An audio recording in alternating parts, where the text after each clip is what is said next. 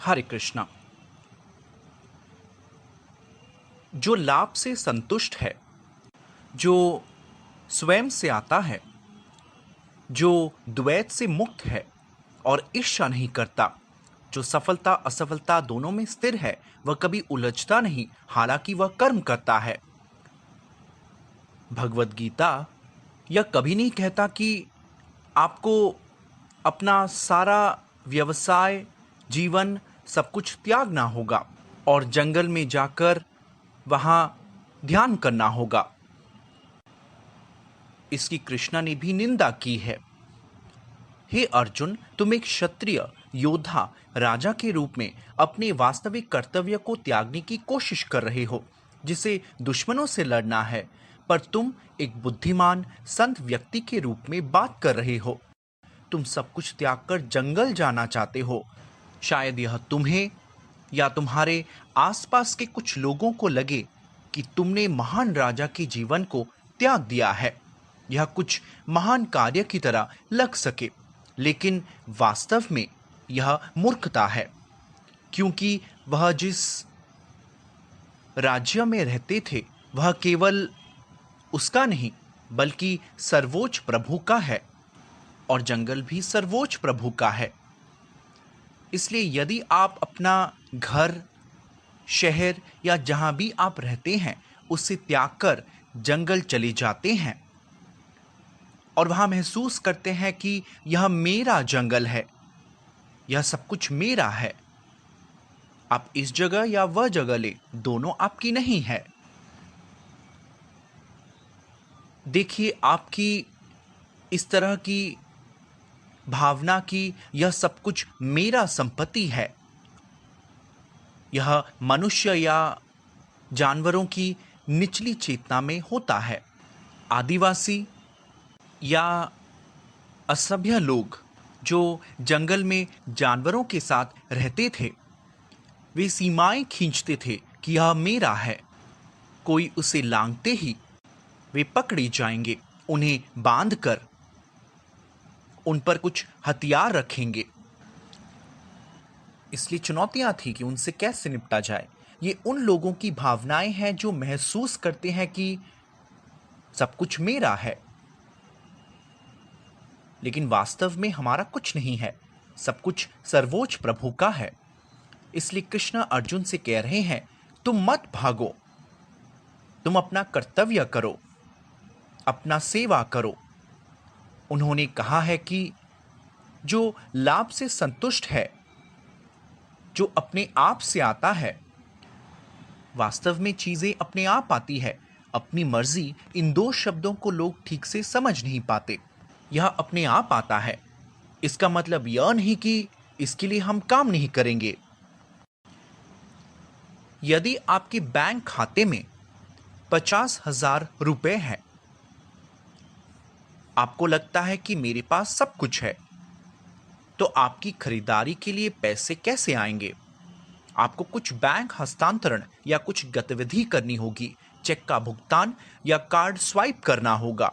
इसलिए बैंक में सिर्फ राशि का होना पर्याप्त नहीं है, आपको कम से कम कुछ गतिविधि, कुछ लेन देन करना होगा, और वह लेन देन कर्म है।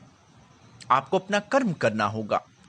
मान लीजिए किसी के पास 10 लाख रुपए नहीं है, वे एक चेक पर 10 लाख रुपए लिखते हैं, तो वह स्वीकार नहीं किया जाता, क्योंकि बैंक में कोई पैसा नहीं है। आप बस वैसे ही लिख देते हैं, जो धोखाधड़ी है। आप किसी को धोखा नहीं दे सकते। इसलिए अपने आप आता है कहने का मतलब यह नहीं कि पैसा नहीं है और वह आ रहा है तो यह आपके कर्म के अनुसार आएगा, लेकिन आपको इसके लिए काम करना होगा। पैसे का लेन देन होना चाहिए। इसे समझने का एक और तरीका यह है कि मेरे पास पैसा नहीं है, मैं किसी ऐसे व्यक्ति के पास जाता हूं जिसके पास पैसा है और मैं उससे पैसे लेता हूं, यह भी आपका एक गतिविधि है। इसलिए आपको जो भी सुख और संकट मिलेगा वह जरूर होगा। तो आप संकट और खुशी के लिए काम नहीं कर रहे हैं, दोनों आएंगे, यह अपने हिसाब से आएंगे। जो लाभ से संतुष्ट है जो अपने हिसाब से आता है, अर्थात एक भक्त या एक कृष्ण भावना भावित व्यक्ति जो आगे बढ़ने की कोशिश कर रहा है, इस शरीर को बनाए रखने के लिए ज्यादा प्रयास नहीं करते, क्योंकि लोग इस शरीर को बनाए रखने के लिए इतनी मेहनत कर रहे हैं। वह लाभ से संतुष्ट है जो अपने हिसाब से आता है, जिसका अर्थ है यह भिक्षा या उधार का सहारा नहीं लेते, लेकिन वह अपनी शक्ति के अनुसार ईमानदारी से श्रम करते हैं और उससे जो कुछ भी प्राप्त होता है उससे वह संतुष्ट होते हैं। देखिए, भगवत गीता कोई पौराणिक कथा या काल्पनिक पुस्तक नहीं है। सब कुछ काल्पनिक है। यह हमें सिखाता है आपको एक शांत व्यक्ति के रूप में अपना जीवन कैसे जीना है और कैसे ईमानदार होना है। आमतौर पर लोग सोचते हैं आध्यात्मिकता का मतलब एक पेशा है।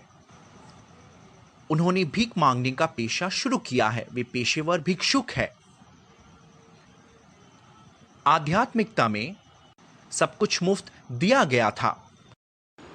वैदिक संस्कृति में सभी दवा मुफ्त मिलते थे। वैद्य थे, उनका आयुर्वेदिक विज्ञान आसानी से उपलब्ध था। विद्वान ऋषि, विद्वान ब्राह्मण केवल पेशेवर भिक्षुक नहीं थे, उन्हें बहुत सारा ज्ञान था। वे नहीं सोचते थे कि मुझे पैसे चाहिए इसलिए मेरे पास चिकित्सा विज्ञान का यह पेशा है। वे आयुर्वेदा और ज्योतिर्वेदा जानते थे। तो 100-200 साल पहले, कुछ दशक पहले, ऐसे ईमानदार लोग थे जो घर घर जाकर ज्ञान बांटते थे। भारत में ब्रिटिश शिक्षा ने सब कुछ महंगे कॉलेजों और स्कूलों में बदल दिया। उन्हें इस बात का गर्व है कि हमने शिक्षा प्रणाली को राष्ट्र अंतर्राष्ट्रीय बनाया है। वास्तव में गांव में यह आसानी से मुफ्त में उपलब्ध था। कोई व्यक्ति बिना किसी अपेक्षा के ज्ञान का वितरण करता था। उस ज्ञान को लेकर जो व्यक्ति घर में संतुष्ट होता है या अगर वे बीमार होते हैं तो वे अपनी शारीरिक आवश्यकताओं और बीमारियों पर निर्देशित होते थे। वे उन्हें कुछ सुझाव देते हैं या उन्हें ज्ञान की आवश्यकता होती तो शिक्षक गांव के बच्चों को बुलाकर उन्हें शिक्षा देंगे और ये बच्चे बहुत उच्च ज्ञान में प्रशिक्षित होते थे, सामान्य ज्ञान नहीं। पर शिक्षा में सबसे अच्छा ज्ञान संतुष्टि है। आधुनिक शिक्षा कभी हृदय को संतुष्टि नहीं देती। तो शरीर को स्वच्छ रखने के लिए ब्रिटेन में खबरों में कुछ विश्लेषण के अनुसार वे कई दिनों तक अपने अंतवस्त्र नहीं बदलते। कई महीनों से उनके कंबल धोए नहीं जाते। और हम सूची स्वच्छता पर बात करते हैं। वैदिक सभ्यता स्वच्छता की बात करते हैं, कैसे हृदय को साफ रखें। सिर्फ उतना ही नहीं, वैदिक सभ्यता में बाहरी स्वच्छता भी सिखाई जाती है। गांव में भी एक शिक्षक छात्रों को भी सिखाते थे कैसे साफ सुथरा रहें, हृदय और बाहर से।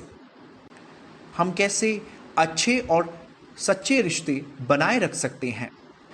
यदि आप किसी को माँ जैसे या बहन के रूप में देखते हैं तो उन पर बुरी नजर ना रखें। यही हृदय की स्वच्छता है। सूची ही धर्म 4 स्तंभों पर आधारित है और उन स्तंभों में से एक स्वच्छता है और वह स्वच्छता सूची है। विपरीत मूची है या असूची। सूची स्वच्छता है और असूची गंदगी है।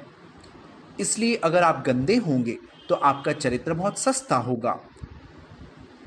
आप किसी व्यक्ति के अच्छे स्वभाव को नहीं देख सकते, कोई रिश्ता ही नहीं है। तो मनुष्यों में उच्च संबंध होते हैं जो जानवरों में नहीं होते। इस शरीर के कारण हमें खाने, सोने, संभोग करने, रक्षा करने की समान आवश्यकता हो सकती है। भगवत गीता में वासना और लालच से मुक्त होने पर उल्लेख किया गया है। वासना अलग अलग डिग्री में है। उनमें से एक की तुलना आग और धुएं और दूसरे की तुलना दर्पण और धूल से की जाती है। दर्पण और धूल हमारे हृदय की सफाई की तरह है, जिसे रोज साफ करना पड़ता है। चेतो दर्पणा मार्जनम, इसे रोज साफ करना पड़ता है, नहीं तो धूल और बढ़ जाएगी। यह ज्यादा नहीं होना चाहिए कि वासना मां के गर्भ में भ्रूण के समान है, जो असहाय स्थिति में है। इसकी तुलना कुछ असहाय पेड़ों से भी की जाती है। तो उनकी चेतना, अगर कोई उसे छोटा टुकड़ा कर देता है तो वे रोते हैं। वैज्ञानिकों और जगदीश चंद्र बोस ने एक शोध किया है कि जब आप किसी छोटे पेड़ या पौधे को काटते हैं, उसमें भी चेतना होती है, जिसे सिर्फ कुछ उपकरण द्वारा ही मापा जा सकता है। हर किसी के पास चेतना है, लेकिन वह चेतना जैसे वृक्ष आपसे बात नहीं कर सकता। लेकिन सही चेतना होने पर आप किसी पौधे से बात कर सकते हैं, उसके साथ ठीक से व्यवहार करके। अखबार बनाने के नाम पर पूरी धरती को काटने की जरूरत नहीं है। हर दिन इतना अखबार छप रहा है। भारतीय सभ्यता में भी हम कपड़े का इस्तेमाल कर इसे धोकर फिर से इस्तेमाल करते हैं। पश्चिमी सभ्यता में धोने के लिए वे टिश्यू पेपर का उपयोग करते हैं। लाखों टिश्यू पेपर हर रोज कूड़ेदान में फेंक दिए जाते हैं, सिर्फ मल त्याग करने के बाद सफाई के लिए। अब भारत में हम धोने के लिए पानी का उपयोग करते हैं। यह वैदिक परंपरा है, यह भी बहुत स्वच्छ है। यह एक अलग बहस है कि सफाई के लिए टिश्यू पेपर या पानी का उपयोग करना अच्छा है या नहीं, बल्कि संसाधनों की बर्बादी होती है।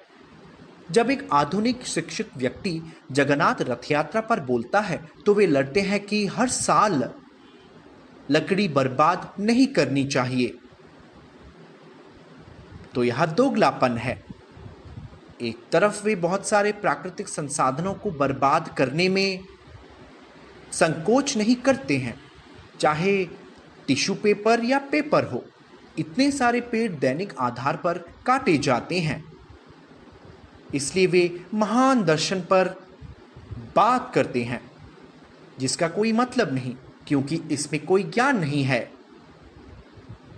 जबकि भगवत गीता जब आपको स्वच्छ रहने को कहते हैं, तो आपको बहुत स्वच्छ और ईमानदार होना होगा। यहां वे कह रहे हैं, एक व्यक्ति जो अपनी शक्ति के अनुसार ईमानदारी से श्रम करता है, वह ईमानदार श्रम से जो कुछ भी प्राप्त करता है उससे संतुष्ट होता है। इसलिए हमें स्वच्छता और ईमानदारी पर मुफ्त शिक्षा मिलती थी। भारत में अगर आप एक साधारण परिवार से हैं, एक गांव में भी पढ़े लिखे नहीं हैं, तब भी वे जानते हैं कि खाने से पहले आपको अपना हाथ धोना होगा, जो अब महामारी के बाद सिखाया जाता है। आपको स्वच्छ रहना है, हर बार अपना हाथ धोना है, नहीं तो आप संक्रमित हो जाएंगे। फिर वह आपके फेफड़ों पर और फिर आपके पाचन तंत्र पर हमला कर सकते हैं। वैदिक संस्कृति में, वैदिक शिक्षा में ये सभी चीज़ें आसानी से उपलब्ध थी। गांव में भी बिना श्रम और पैसा लगाकर स्कूल भेजना, और फिर स्कूल भेजने के बाद क्या होता है? अस्वच्छ। स्कूल के दिनों में वे हमें रुमाल देकर कहते हैं, आपको अपनी नाक पोंछनी है। यह भी सिखाते हैं। ऐसा नहीं कि हमारे स्कूलों में पूरी तरह से कुछ भी नहीं पढ़ाया जाता, लेकिन स्वच्छता केवल बाहरी रूप तक ही सीमित है। स्वास्थ्य के लिहाज से साफ सफाई के संबंध में नहीं। स्वास्थ्य की साफ सफाई सिर्फ मॉन्टेसरी स्कूल के दिनों में ही सिखाया जाता है। उसके बाद आप सोचते हैं कि आप बड़े हो गए हैं, आप हाई स्कूल जाते हैं तो आप गंदे हो सकते हैं। फिर आप कॉलेज जाते हैं, और जब आप फिर हॉस्टल में रहते हैं तो वे स्नान भी नहीं करते। इसलिए हमारे ग्रामीण जीवन में, वैदिक जीवन में आप स्वच्छता में अधिक से अधिक बढ़ सकते हैं। हमारी आधुनिक शिक्षा में, स्कूल के दिनों में विशेष रूप से मॉन्टेसरी स्कूल स्तर तक स्वच्छता सिखाई जाती है। आप अधिक से अधिक उच्च स्तर पर बढ़ते ही आपको सिखाया जाता है कि बाहरी रूप से आपको कपड़ों को कैसे इस्त्री करना है, आप अच्छे ब्लेजर और सूट के साथ अपने आप को कैसे पेश करें, जिसकी तुलना स्वच्छता से की जाती है। आप 15 दिनों तक स्नान नहीं करते, चलेगा। 30 दिनों तक नहीं नहाते लेकिन अच्छी परफ्यूम लगाते हैं, यह भी चलेगा। लेकिन आपको सिर्फ साफ सुथरा दिखना है। बीमार होते ही ये बातें बोली जाती है। लेकिन वैदिक शिक्षा में बचपन से ही सब कुछ सिखाया जाता था। आंतरिक और बाहरी सफाई। आंतरिक स्वच्छता की तुलना इस बात से की जाती है कि आप दूसरे मनुष्यों पर कितना लालच का प्रयोग करते हैं, उन्हें देखकर कितना लालच करते हैं। व्यापार में भी एक सच्चा व्यवसायी दूसरे का शोषण कभी नहीं करेगा और वे अन्य लोगों को अनावश्यक परेशानी नहीं देंगे, किसी व्यवसाय उन पर थोप कर कि उन्हें केवल उनके पास जाना पड़े। यदि आप आईफोन व्यवसाय या एंटीवायरस सॉफ्टवेयर या बाजार में उपलब्ध कुछ भी देखते हैं, सब कुछ एक व्यावसायिक उद्देश्य से बनाए गए हैं। आईफोन 1, 2, 3, 4 या जो भी वे पहले ही बना चुके हैं। यहाँ तक कि एंटीवायरस के 1, 2, 3, 4 संस्करण भी पहले से ही बने हैं। तो मैं एंटीवायरस पर एक विशेषज्ञ से सुन रहा था कि स्वामी जी, जब आप एक एंटीवायरस खरीदते हैं या पहले से ही एक वायरस के साथ बोनस आता है। अगले संस्करण खरीदने पर उस वायरस को हटाया जा सकता है, फिर उस वायरस को हटाने के लिए अगला संस्करण बनाया जाता है। इसलिए आपको इस तरह खरीदारी करते रहना होगा। इसलिए यह एक व्यावसायिक दुनिया है जो उपभोक्ता को सबसे अच्छा लाभ नहीं देती है। आज यह उपभोक्ता हितैषी दुनिया नहीं है, सब कुछ शोषण के लिए बनाया गया है। बेच रहा या खरीद रहा व्यक्ति का कोई वास्तविक अच्छा हृदय नहीं होता, क्योंकि हमें सिखाया गया है कि दूसरों का शोषण करना ठीक है, क्योंकि शोषण व्यवसाय की दुनिया का हिस्सा है। इसलिए आपको शोषण करना सीखना होगा, लेकिन इसे एक सभ्य तरीके से प्रस्तुत किया जाना चाहिए। इसलिए हम सीखते हैं कैसे बहुत अच्छे संगीत के साथ विज्ञापन बनाना चाहिए। यदि आप अच्छे ऑडियो, वीडियो और एक प्रमाणन के साथ एक अच्छा उत्पाद पेश कर सकते हैं, तो यह सबसे अच्छा माना जाता है। अगर ऐसे करने में हम सक्षम नहीं हैं, तो आप सबसे खराब हैं। वास्तव में उत्पाद अच्छा है या बुरा कोई फर्क नहीं पड़ता। हम आधुनिक शिक्षा में सीखते हैं कि बेईमानी सबसे अच्छी नीति है, जबकि स्कूल में हम सीखते हैं कि ईमानदारी सबसे अच्छी नीति है। जब आप उच्च बिजनेस स्कूलों में व्यावसायिक चाल सीख रहे हैं और अधिक से अधिक व्यवसाय सीखने के लिए एक व्यावसायिक संस्थान में शामिल होते हैं, कानून इस तरह बनाया गया है कि आपको दूसरों को धोखा देना होगा, अन्यथा आप नहीं बच सकते। आप बाजार में एक किसान से पूछेंगे तो वह कहेगा, मैं फलों में रसायन नहीं डालूं तो मैं क्या कर सकता हूं। और फल बाजार में जाते ही लोग उसे पूरे रंगीन देखना चाहते हैं, जैसे केले या संतरे। मुझे लगता है केले पर कम स्प्रे डालते हैं क्योंकि यह बहुत तेजी से फल बन जाता है, लेकिन इस पर रसायनों को स्प्रे करने का एक तरीका है।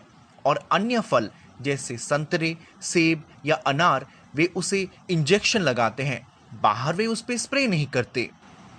पर संतरे पर स्प्रे किया जाता है और कई सब्जियों पर रसायन डालते हैं। रसायन इसलिए ताकि वह अच्छे से बढ़ सके, और स्प्रे का छिड़काव इसलिए कि यह बहुत अच्छा दिखाई दे। उसके बाद उन्हें शोरूम में रखा जाता है जहां उस पर प्रकाश डाला जाता है ताकि अधिक रंग दिखाई दे। तो सभी चीजें व्यवसायीकरण है और वह कहते हैं हम लाचार हैं, हम क्या कर सकते हैं, लोग तो वही चाहते हैं। हमें स्कूलों और कॉलेजों में बाहरी रूप से साफ सुथरा रहने के लिए शिक्षित किया जाता है, लेकिन अपने स्वास्थ्य के लिए नहीं। हम कुछ स्प्रे का इस्तेमाल करते हैं। आज सभी किसान असहाय हैं क्योंकि बिना रंग के उपभोक्ता नहीं खरीदेंगे, इसलिए वे खेती से ही कुछ स्प्रे या पाउडर डालते हैं और फिर उत्पादों को शोरूम या दुकानों में लाया जाता है। वहाँ इसे बहुत रंगीन तरीके से दिखाकर उसे बाजार में बेच दिया जाता है, जो बेचने का एक और तरीका है। इसलिए किसान असहाय है। आप दुकानदार से पूछें तो वह कहेंगे, मैं भी लाचार हूँ, मैं ऐसा ही चाहता हूँ, वरना लोग नहीं खरीदेंगे। और उसके बाद जब हम घर पे बिना धोए उस रासायनिक भोजन को लेते हैं या उसे हम कम धोते हैं, धोने का सबसे अच्छा तरीका वे कहते हैं आपको कुछ सोडा पाउडर, नमक, हल्दी या कुछ वैदिक प्रथाएं अपनाना होगा। तो आप वह सब सफाई करते हैं और फिर वे कहते हैं 60 से 70% उबाल कर रसायनों को हटा सकते हैं, फिर भी कुछ बाकी रह जाता है।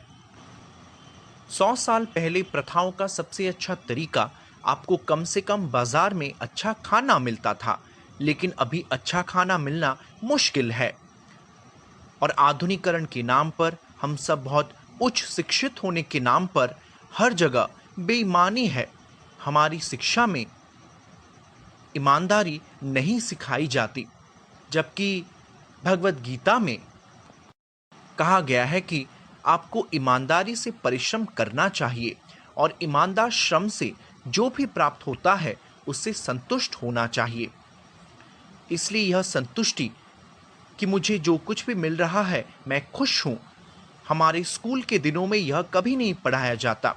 हमें अलग अलग ग्रेड दिए जाते हैं, हमें ए, बी या सी ग्रेड मिलता है, तो कभी हमें प्रथम, द्वितीय या तृतीय श्रेणी के अंक दिए जाते हैं, जहां एक छात्र को लगता है कि मुझे दूसरे व्यक्ति की तुलना में अधिक से अधिक बढ़ना है। यह प्रतियोगिता स्कूल के दिनों से ही शुरू हो गई है।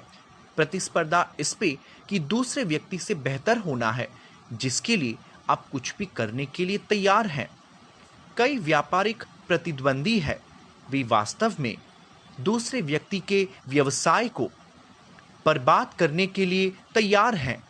उन्हें कुछ भी हो जाए वे परवाह नहीं करते। मैंने सुना है कुछ बच्चों के उत्पादों में प्लास्टिक पाउडर मिलाया जाता है।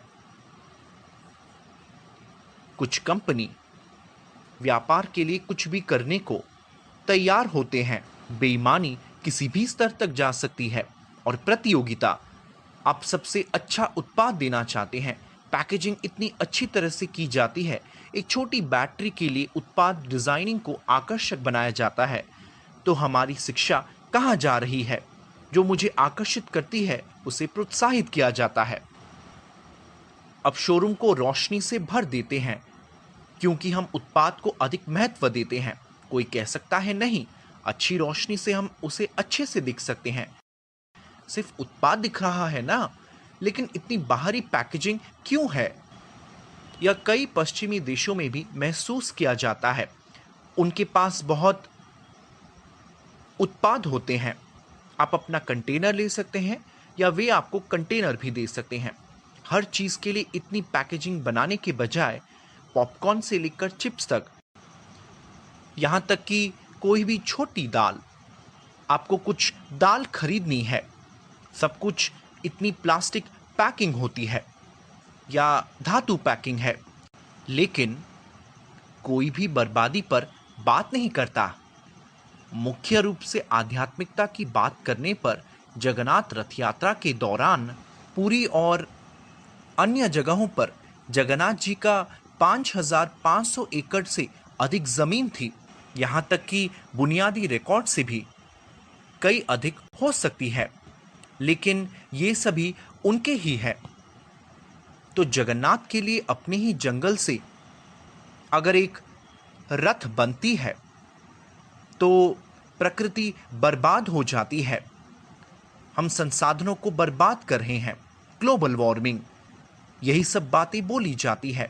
लेकिन हर रोज हम गाड़ियों का इस्तेमाल करते हैं, रसायन का इस्तेमाल होता है, डीजल का, पेट्रोल का इस्तेमाल होता है। उस समय कितनी गैस निकलती है? उस समय हम कम गैस निकलने वाली तकनीक की बात करते हैं। अब बैटरी ऑटो आ गए हैं या अलग अलग गैसें हैं, इसलिए हम तापमान में गैस को कम कर सकते हैं, तापमान का स्तर नीचे आ जाए।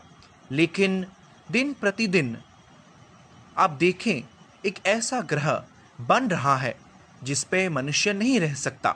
यह कौन कर रहा है?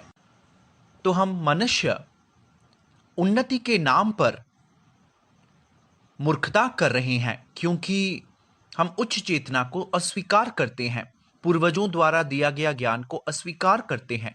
100 वर्ष पहले वे क्या खाना खाते थे, उनका जीवन कितना उदात्त था, उनके रिश्ते इतने ईमानदार थे, हम उन सभी चीजों को भूल जाते हैं, यह सोचकर कि हम आधुनिक हैं, यानी हम जो चाहे कर सकते हैं। पहले समूह परिवार में छोटी छोटी परेशानियों के साथ रह लेते थे और उनके गांव में सब कुछ था। अब हमें कई किलोमीटर का सफर तय करना होता है। वे कह रहे हैं कि टायर निर्माता को यह नहीं पता कि टायर को कैसे फेंका जाए, और अंत में सरकार को कठिनाई का सामना करना पड़ता है। औद्योगिक कचरे के पहाड़ों के ढेर बन गए हैं और हम कहते हैं आग, लकड़ी जो जगन्नाथ मंदिर में खाना पकाने के लिए उपयोग की जाती है, उससे अधिक ग्रीन हाउस गैस उत्सर्जन हो रहे हैं। तो वैदिक तरीके से जो कुछ भी धार्मिक जीवन है, या मैंने आपसे पहले भी कहा था, चार्वाक मुनि की तरह कुछ ऋषि नास्तिक थे। वह नहीं कह रहे थे कि आप बूचड़ खाना बनाकर खाना खाओ, पैकेजिंग बनाकर प्लास्टिक बनाओ और फिर संसाधनों को बर्बाद करो। वह अच्छा घी लेकर खाना खाने की बात कर रहे थे। इसलिए वैदिक जीवन शैली, यहाँ तक कि जो नास्तिक थे, वे वैदिक ज्ञान का पालन करके पवित्र होना जानते थे। इसलिए लोग सोचते हैं वैदिक ज्ञान में सब कुछ है। वेदांत, वेदा का अंत है ईश्वर और ईश्वर चेतना को समझना।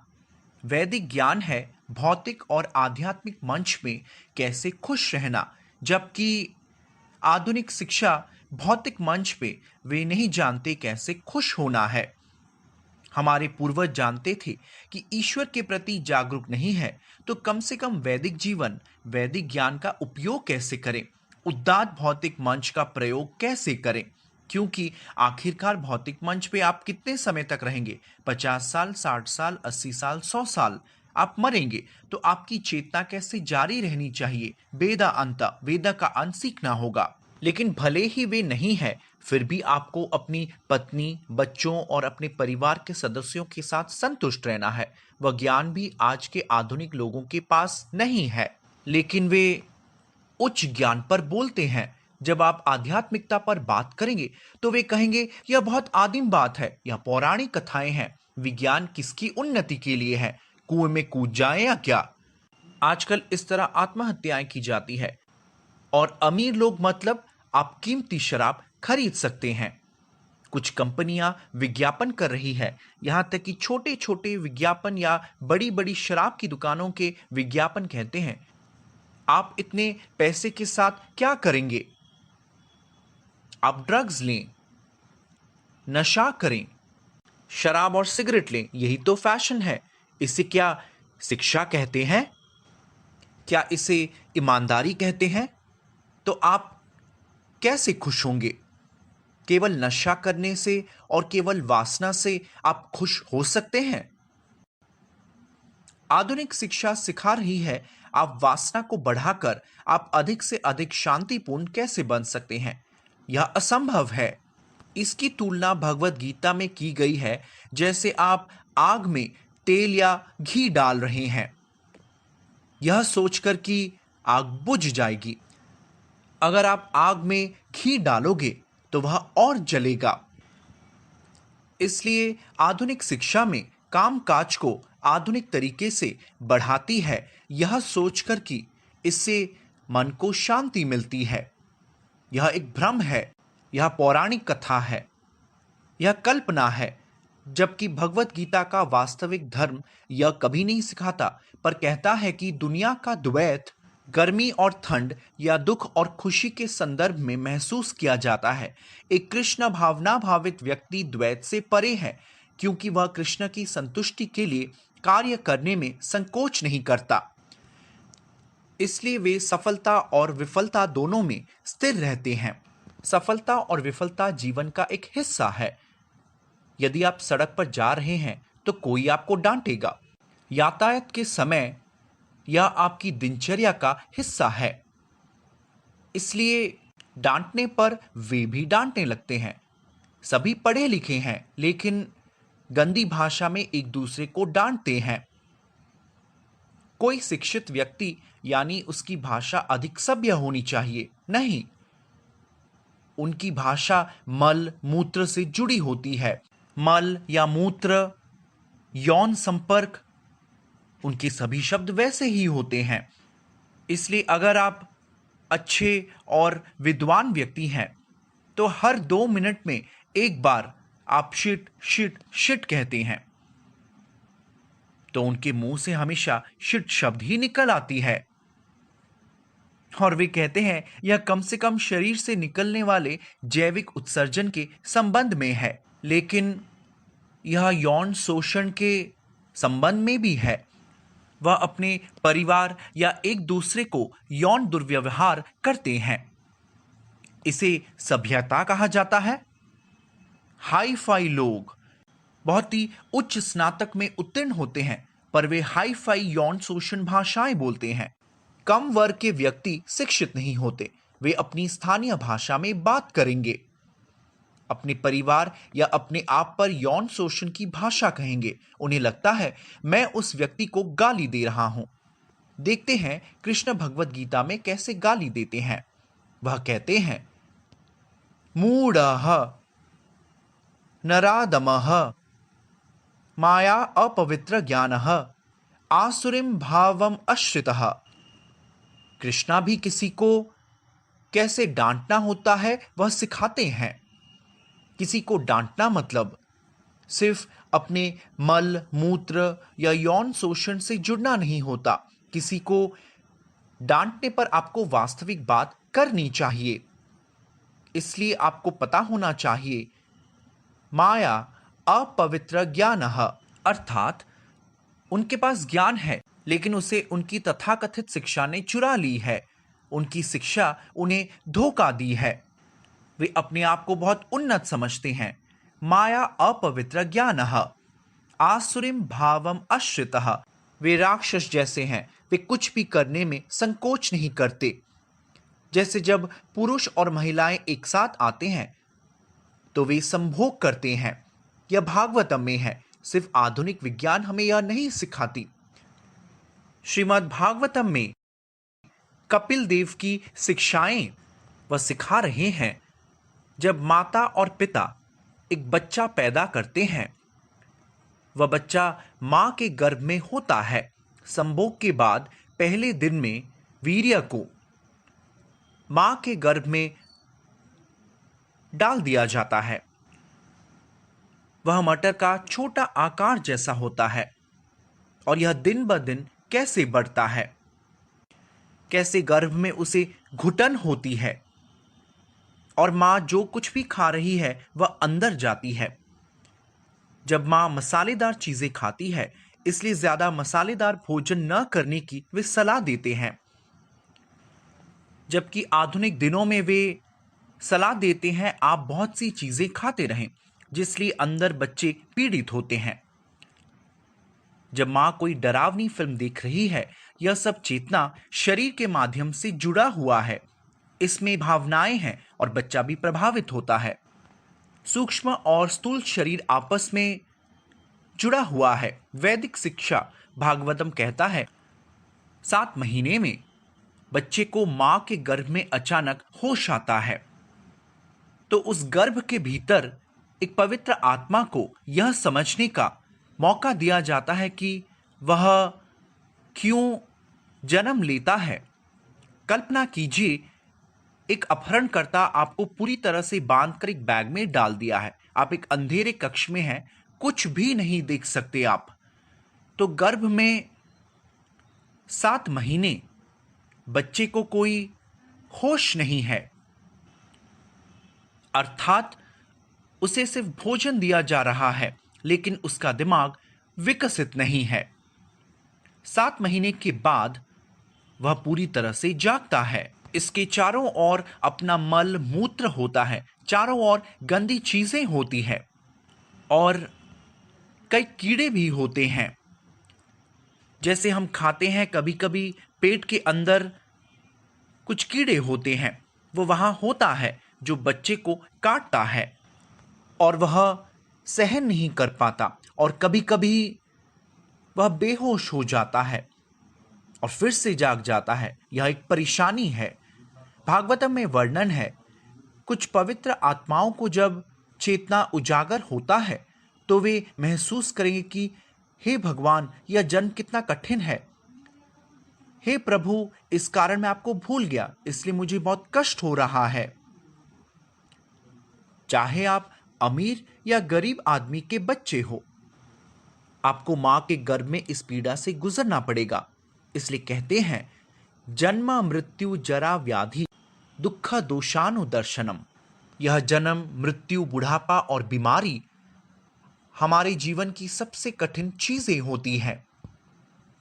जन्म और मृत्यु के चक्र में पहले जन्म लेते ही इतनी पीड़ा होती है कि बच्चा रोता है, लेकिन उसकी रोने की आवाज सुनाई नहीं जाती, तो मां के गर्भ में वह बेहोश हो जाता है।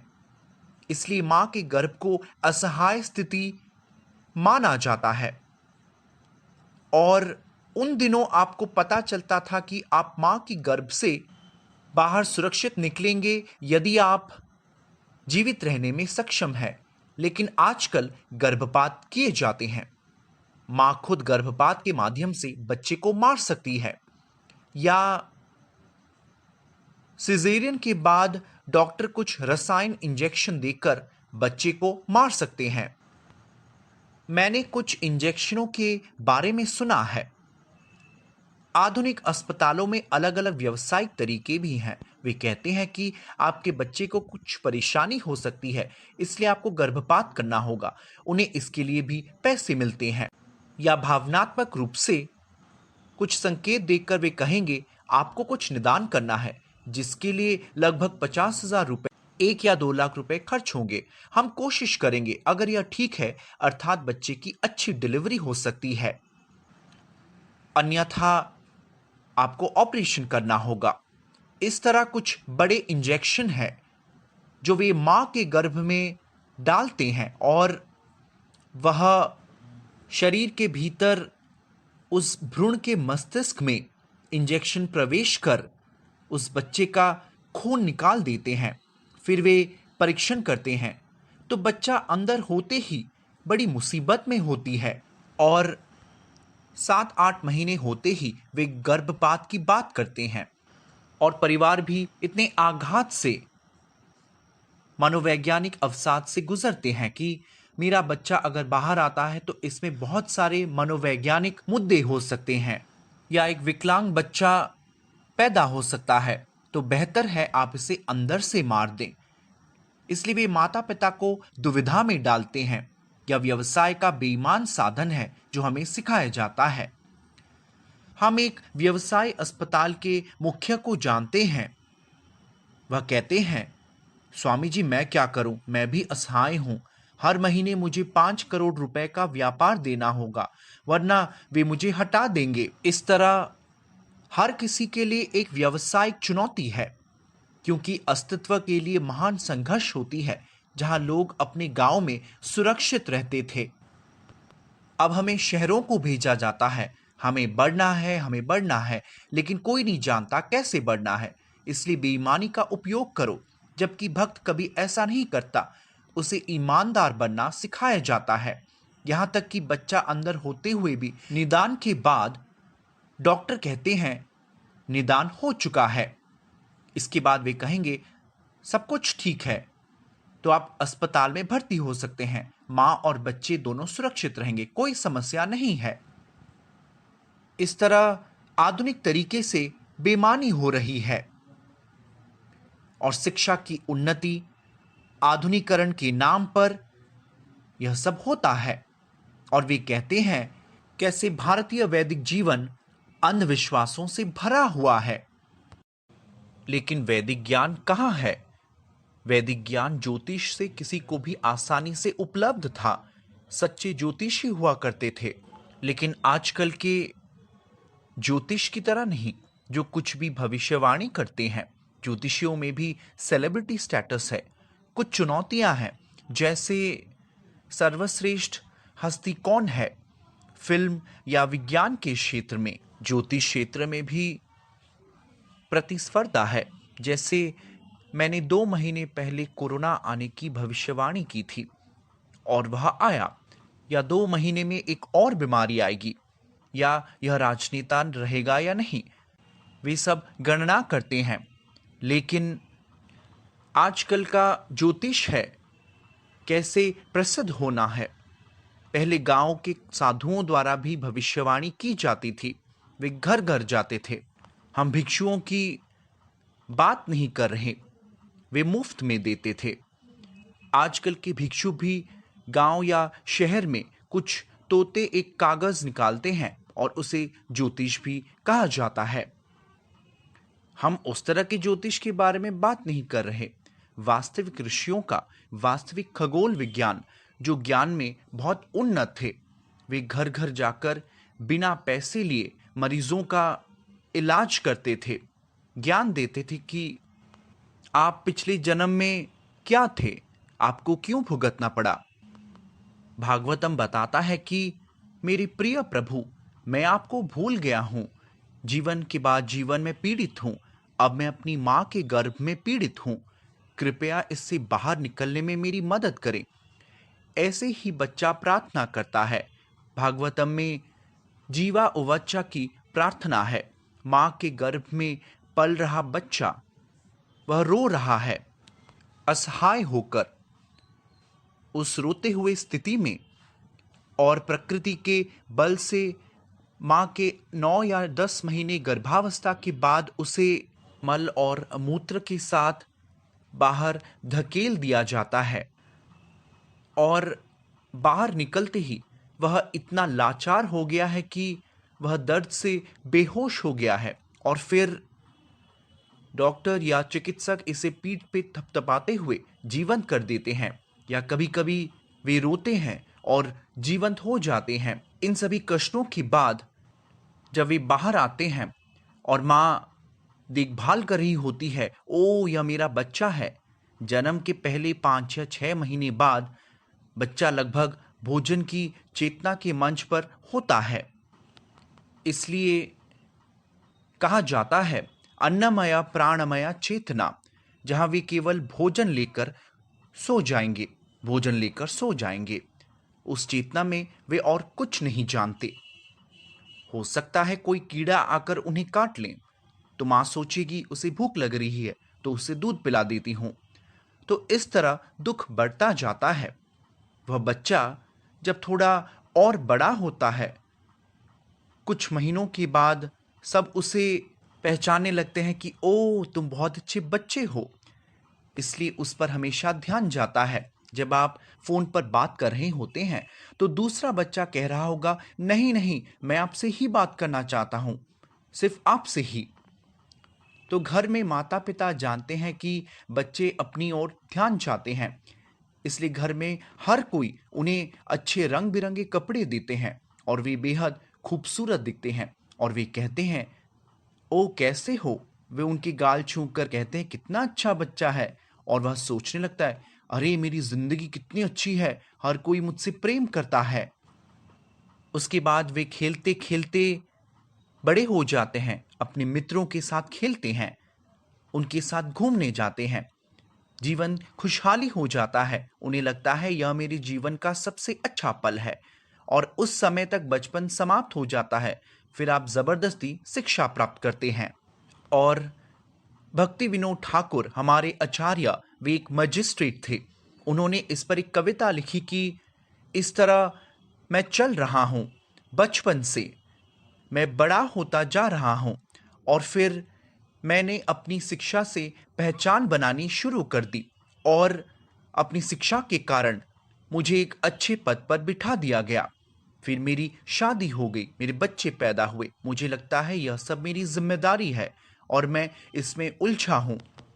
सारी जिंदगी मैं उलझा रहता हूँ। यही मेरा जीवन है।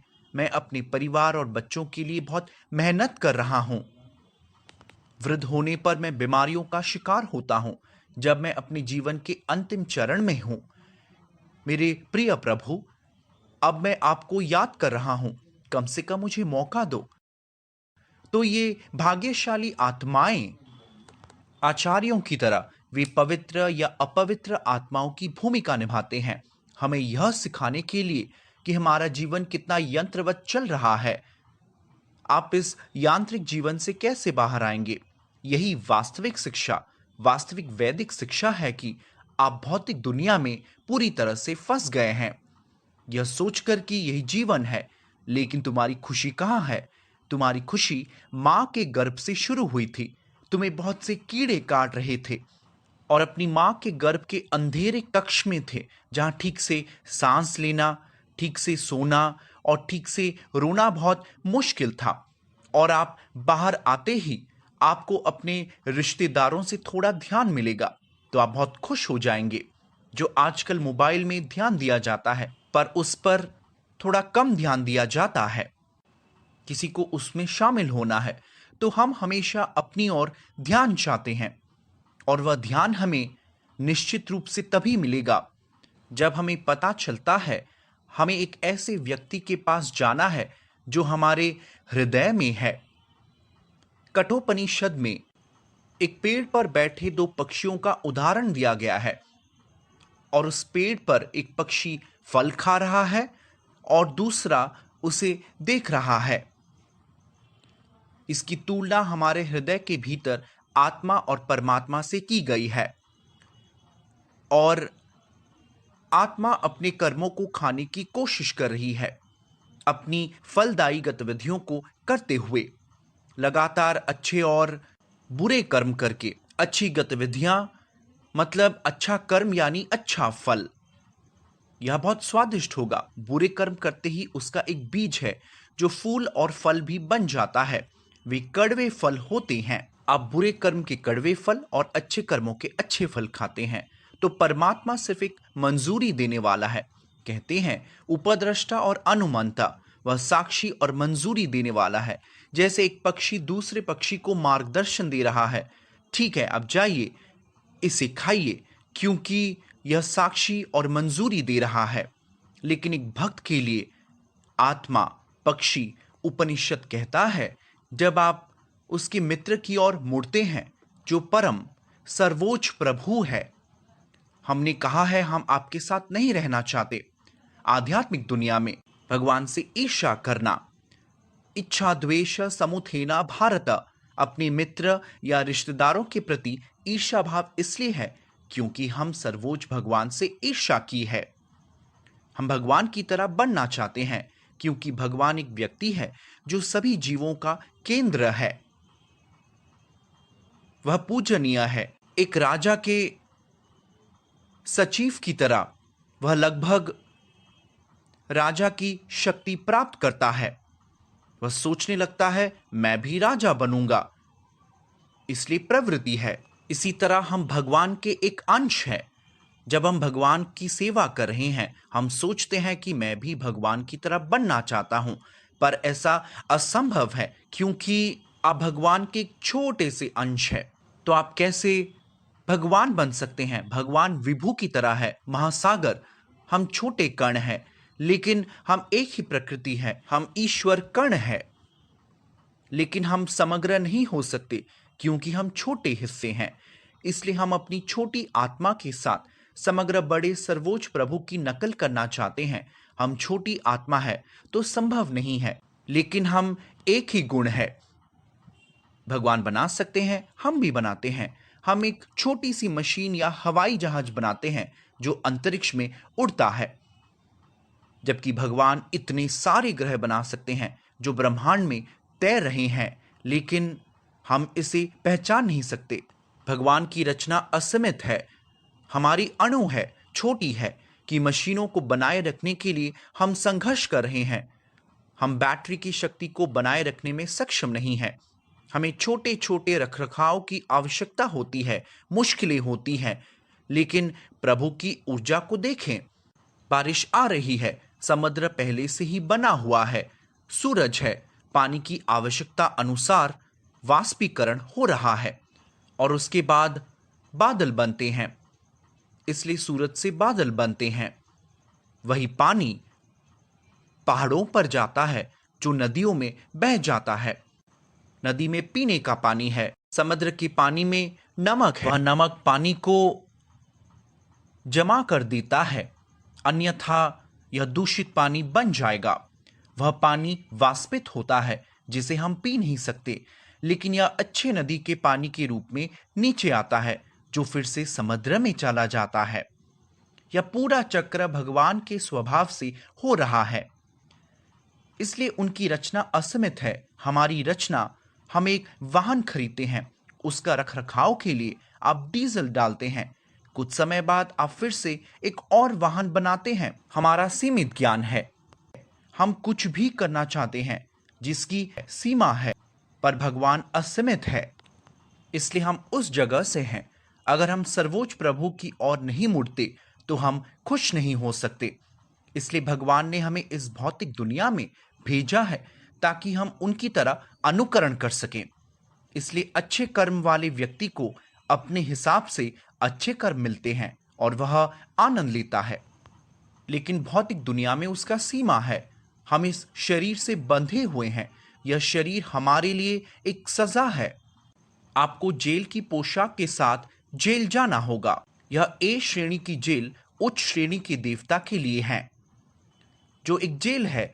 जैसे इंद्र, चंद्र, सूर्य भी जेल में है, लेकिन वे उच्च श्रेणी की जेल में हैं। हम एक इंसान है, हम एक मध्यम वर्ग जेल में हैं, और निम्न ग्रह के अन्य लोग निम्न वर्ग जेल में है, या जानवरों, निचली प्रजातियों में संलग्न है। उनकी स्वतंत्रता कम होती है। ईश्वर या भौतिक शरीर चेतना को फिर से चयन करने के लिए मानव रूप को उच्च स्वतंत्रता है। इस शरीर में आप क्या कर सकते हैं? आध्यात्मिक चेतना में आपको खाने की जरूरत नहीं, क्योंकि इस शरीर को भोजन चाहिए, लेकिन आध्यात्मिक शरीर को नहीं। इस शरीर को आराम चाहिए, लेकिन आध्यात्मिक शरीर हमेशा आनंद में रहता है, उसे आराम की जरूरत नहीं।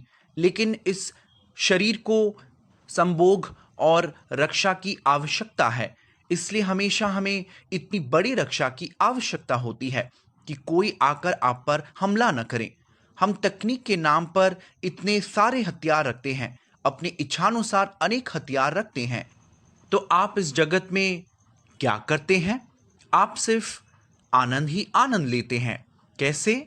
खाने या यौन संबंधों से, ध्यान देकर, पूजा, लाभ, प्रतिष्ठा। तो लोग खाने और वासनापूर्ण मामलों से तंग आकर कुछ परोपकारी गतिविधियां करते हैं, कुछ अच्छा करते हुए सभी का केंद्र बन जाते हैं। सामाजिक मामले भी सीमित है, तो आप उच्च और उच्चतर बढ़ते रह सकते हैं। आप आध्यात्मिक जीवन, आध्यात्मिक चेतना के एक चरण में आ जाएंगे जहां इस शरीर से केंद्रित कुछ भी उसकी सीमा होती है, लेकिन उच्च चेतना विकसित होने पर आपको असीमित खुशी मिलेगी। तो इस श्लोक में उल्लेख है कहाँ आपको ईमानदार होना है और आपको अपनी गतिविधियों को अपने हिसाब से करना है। अच्छा या बुरा कर्म जो भी आता है आप करते जाइए, असफलता और विफलता की चिंता ना करें। इसलिए कहा जाता है, नेहाभिक्रमा नसोस्ति प्रत्यवयो न विद्यते स्वल्प मापस्य धर्मस्य त्रयते महातो भायात। अर्थात इस प्रयास में कोई हानि या ह्रास नहीं होता, और इस मार्ग पर थोड़ी सी उन्नति सबसे खतरनाक प्रकार के भय से रक्षा कर सकती है। इसलिए सही मार्ग पर हमें डरने की कोई बात नहीं है, लेकिन गलत दिशा में आपको हमेशा डरना पड़ता है। जब हम भ्रम में हो तो कैसे भयभीत रहें यह सीखना होगा। इसलिए भ्रम में आग में कूदने की कोशिश न करें।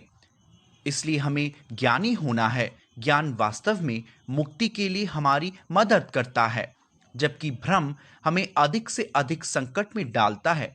इसलिए वैदिक ज्ञान हमें भ्रम से मुक्ति देता है। जय जगन्नाथ।